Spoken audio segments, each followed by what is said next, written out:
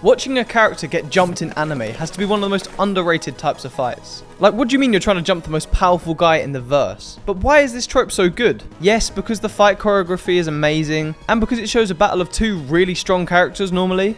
But I think it's because we see a usually overpowered character in a battle versus many, showing their true limits as one of the strongest. The most popular jumping in modern anime has got to be Levi versus Kenny. But before I talk about that, I know Madara versus pretty much everyone is like the craziest jumping of all time. It's so popular, I feel like we all know what went down. We know they got cooked. 1 versus 100, a completely easy sweep for the boy Madara. Levi versus Kenny is obviously a historical fight. But first, what makes a fight like a quote-unquote jumping? First, it has to be like an ambush, like a surprise attack, on a usually more powerful character. Second, the stakes have to be and are always high as anything. Normally life or death, or the fate of the city is in its hands, something like that. And finally, the person getting jumped has normally got to be outnumbered, or at least it has to feel like it's an uneven matching. So Levi versus the Kenny crew has got to be one of the most flawless jumpings ever. I mean, let's be real, Attack on Titan seasons 1 to 3 is pretty much flawless in itself, but this fight specifically was amazing. It starts as all jumpings do, chilling on the rooftop with your boys. Bah, bah, bah, bah, gunshots. And dearie me, they're dead. Literally a perfect start to a surprise ambush. And I mean, I remember watching this for the first time, and I was shocked, to say the absolute least. Like, damn Levi, you can't allow your boys die like that. And I know he's not going to. The geezer who's jumping him is called Kenny, and the Kenny crew. This guy raised Levi as a youth, and I think he's his uncle. So kind of crazy he's trying to just murk our boy. Such a massive betrayal, which is probably why Levi was shouting like he owed him money. Not only does this jumping have some of the most flawless animation I've ever seen, I mean literally Wit Studio, which is the animators, posted like an animation breakdown of this fight, and damn, you can really see the hundreds of hours poured into this battle. The ODM gear in this fight was also completely revolutionized. Not only is it, a form of transportation and a way to escape, but Levi uses it in a new way, to catch them ops lacking, using it like a weapon. Also, our short midget king goes into this bar. Okay, he actually is proportionally quite small. My short king, my short goat. He goes into this bar, and as per usual, he outsmarts everyone. Firstly, the bar is completely surrounded, and secondly, he uses the reflection of a bottle to catch our boy Kenny lacking. Of course he escapes, of course he gets out. He's Levi. Come on, man. That's why I love these kind of fights, because normally no one can match the power of the strongest. And they're known to kind of always save the main cast, so to see them in such troublesome situations, it brings the best of the best fights. There is another kind of jumping that we need to talk about though. A one-on-one jumping.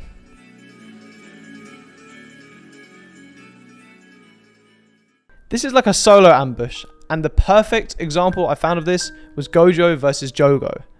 A jumping gone wrong, like very wrong. This fight has, in usual Jujutsu Kaisen style, amazing choreography, stunning visuals, but it also serves a great purpose in teaching the viewers and the youngling Itadori a key principle of Jujutsu sorcery, which is the notorious domain expansions which we see in later episodes and later seasons. We see a domain which is miles out of Yuji's league, which is Jogo's Volcano Mana R domain. Let's go play some Mario Kart. Anyways, obviously, Gojo's chilling, he don't care. And he explains that the best way to beat a domain is to overpower it with your own.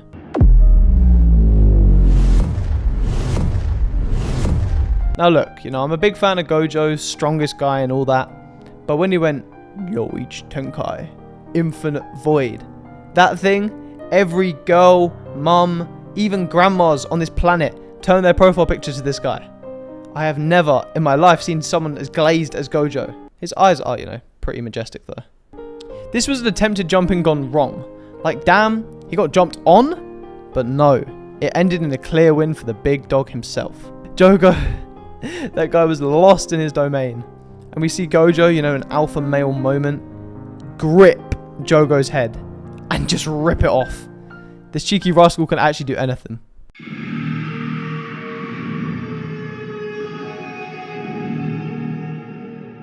Our beloved Thorfinn went on his peace and tranquility arc, giving us the chilling I have no enemies scene, which, I'm going to be honest, it was better in the manga, but nonetheless, still a generational moment. Back in season 1 though, our boy Thorfinn was not as mature and developed as he is right now. This guy had ops. He actually had enemies. I remember one of the earlier scenes in Vinland Saga was a brutal jumping onto enemies. And this is kind of like the opposite of the fights I've mentioned before. Like, this is our main character jumping some people. Levi versus Kenny and Jogo versus Gojo were both the strongest getting jumped. But now, we got the strong versus the weak. This ruthless slaughter was a good example of why Thorfinn was overpowered. I mean, he chopped off this guy's fingers, not even his whole hand, just some fingers. And the first person perspectives for this part of the fight was so cool. A very innovative way to show a slaughter. Let's not forget Thorfinn though. Can't claim he's only jumped weak opponents. I mean, he did jump onto what I think was like a bridge to fight against Thorkel. I mean, just look at this geezer. He's an absolute beast. He's built like a grizzly bear. With one of the most overpowered weapons in anime. Now scratch that. In fiction, the machine of malice. A log. A big ass tree as his weapon. Bro thinks he's Luffy from Marineford, man. Come on. Crazy weapon, of course, but my G Thorfinn puts up a lovely jubbly fight. I mean, he's not going to jump him just to like back away straight away. He came there with malicious intentions. I mean, Thorkel is obviously absolutely insane. Like, Thorfinn got at his wrist, and he just said, good job. He stopped Thorfinn's dagger with his bare hands, which is like, alright mate, 7 foot, light-skinned, nonchalant, dreadhead activities. Wait, I swear he is like 7 feet tall. Thorkel lost 2 fingers from being caught lacking as well. This guy does not care at all though, he just invites Thorfinn to battle another day, which is obviously madness. Hey! Thanks for the fight, Thorfinn! Vinland Saga is filled with too many jumpings to count.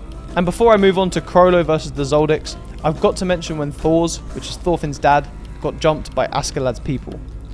Rest in peace to such an amazing character and to a dad that helped Thorfinn grow as a person.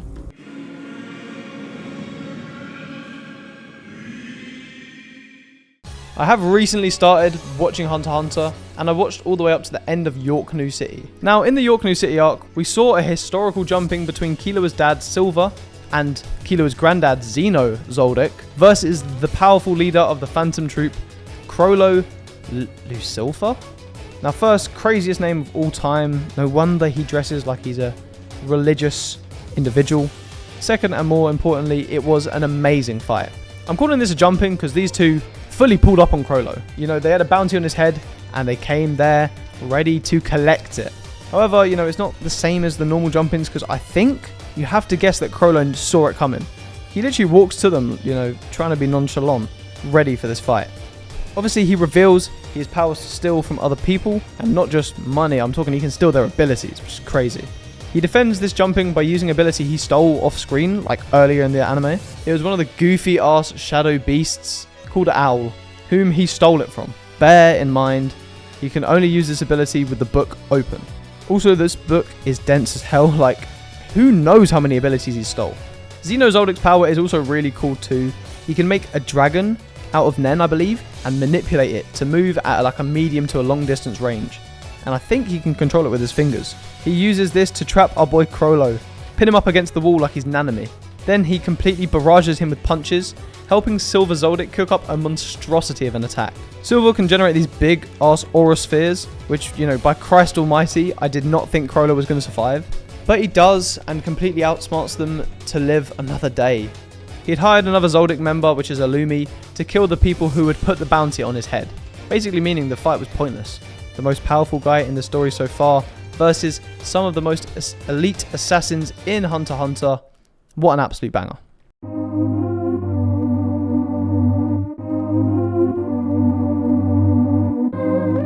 Chainsaw Man. It has some of the weirdest panels of all time, and the main character, our boy's a little freak. But I do have to say, the anime adaptation does absolutely deliver when it comes to the fights. Now, a specific jumping I'm going to mention is Denji versus the Katana Man.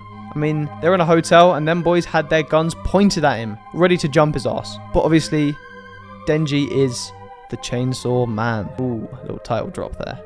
Chainsaw Man always excels in their fight scenes, with this fight being no exception. From being kicked around on skyscrapers to elite hand-to-hand, or should I say sword to chainsaw combat, it delivers as a really cool jumping. They even ended up on top of a moving train and have some Wild West R standoff. After this, we witness even more amazing combat, actual serious hands being thrown. Our boy Denji loses an arm, which is nuts. And guess what's even more nuts? He loses his other arm. Some of these frames are honestly so cool, but I've got to show them in black and white because they're actually so bloody. Now Denji, main character, moves. Lets Katana Man know he should have went for the legs, as we watch the Katana guy just slowly peel in half like he's a banana. Actually, brutal. One of the most brutal and bloody fights I've ever seen in new gen anime.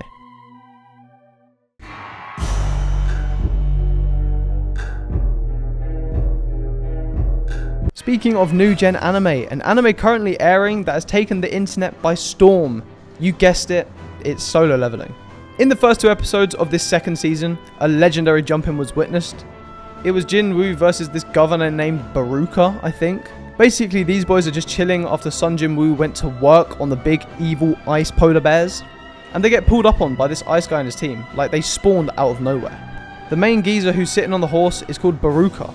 And I'm not gonna lie, at this point, they fully outnumbered Jinwoo. The ice guy said that this other elf let the gang know that Jinwoo was strong as hell.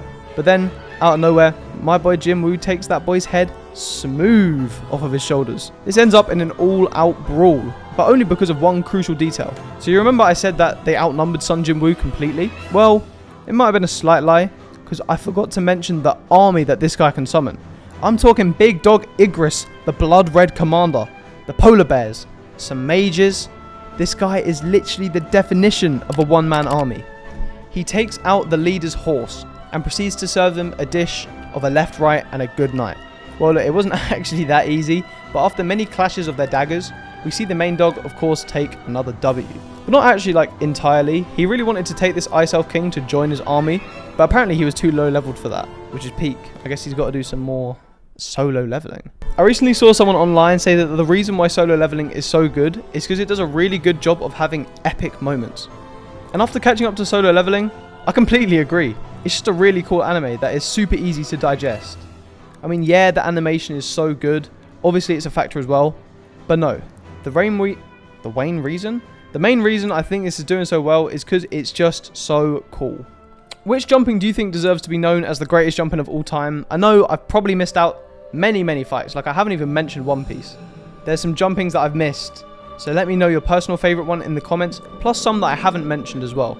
If you love these kind of fights in animes, you'll love the video of me talking about Hunter x Hunter's York New City arc, which might be one of the greatest arcs I've ever seen in my life.